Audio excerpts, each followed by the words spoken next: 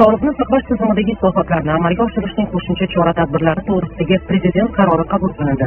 Qarorga ko'ra 2025-yil 1-iyuldan respublikaning barcha davlat tibbiyot muassasalarida maxsus ko'nikmalarni talab qiladigan davolash choralarini ko'rgan hamda yuqori xavf darajasiga ega bo'lgan amaliyotlarni samarali amalga oshirgan shifokorlarning oylik maoshlariga 25% dan 100% gacha ustama to'lanadi. 2025-yil 15-iyungacha tajriba sinov loyihasi amalga oshiriladigan hududlarda 2025-yil yakunigacha qolgan hududlarda aholi elektron sog'liqni saqlash axborot tizimida ro'yxatdan o'tkaziladi hamda tibbiyot brigadalariga biriktiriladi. Shuningdek, tibbiyot muassasalarida kutish zallari tashkil qilinib, o'rindiqlar bilan ta'minlanadi.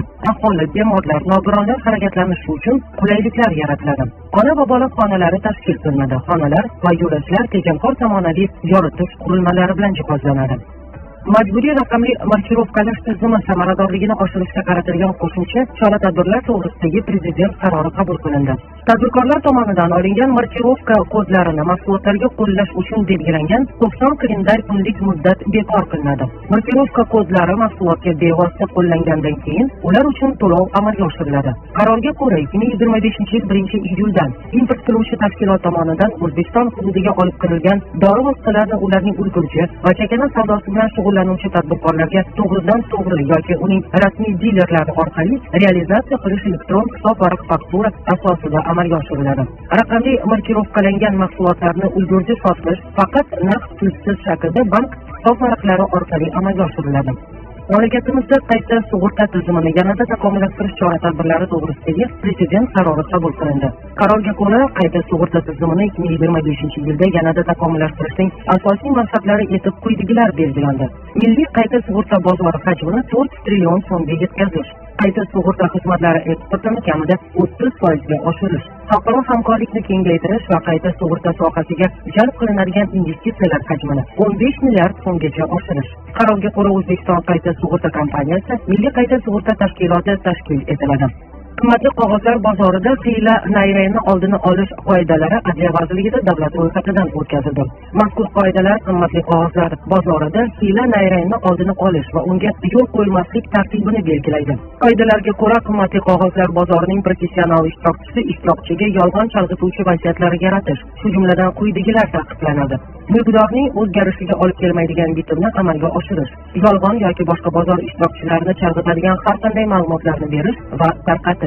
Uchinchi shaxslarni qimmatli qog'ozlarni manipulyatorlar uchun qulay narxda sotib olishga, sotishga undash maqsadida narxlarni sun'iy ravishda oshirishga, pasaytirishga, soxta yoki chalg'ituvchi faol savdo taassurotini uyg'otishga qaratilgan harakatlarni sodir etish. Qimmatli qog'ozlar savdosining tashkilotchilari va boshqa ishtirokchilar hiyla-nayrang alomatlari mavjud bo'lganda, bu haqda vakolatli organni bitim ro'yxatdan o'tkazilgan paytdan e'tiboran 3 kun ichida xabardor qilishi shart.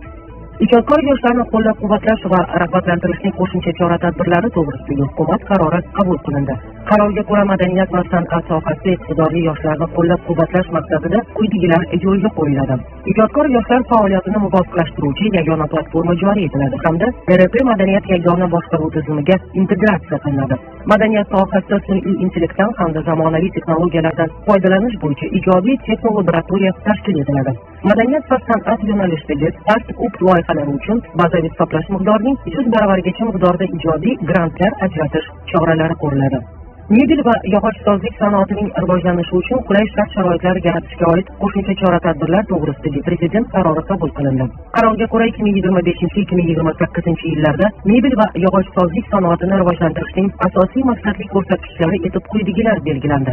Jumladan, mebel va yog'ochsozlik mahsulotlari ishlab chiqarish hajmini 30% ga oshirish, eksport hajmini 100 million AQSh dollariga yetkazish, sohada 50 ming nafar aholini daromadli mehnat bilan ta'minlash. 2029-yil 1-yanvargacha qarorda belgilangan mebel ishlab chiqarishda foydalaniladigan xomashyo, ehtiyot qismlar, furnitura va aksessuarlar importida bojxona boji 1% stavkada qo'llaniladi. 2025-yil 1-iyuldan o'z xonadonida faoliyat yuritadigan yakka tartibdagi tadbirkorlarga mebel mahsulotlarini tayyorlash faoliyati bilan shug'ullanish huquqi beriladi.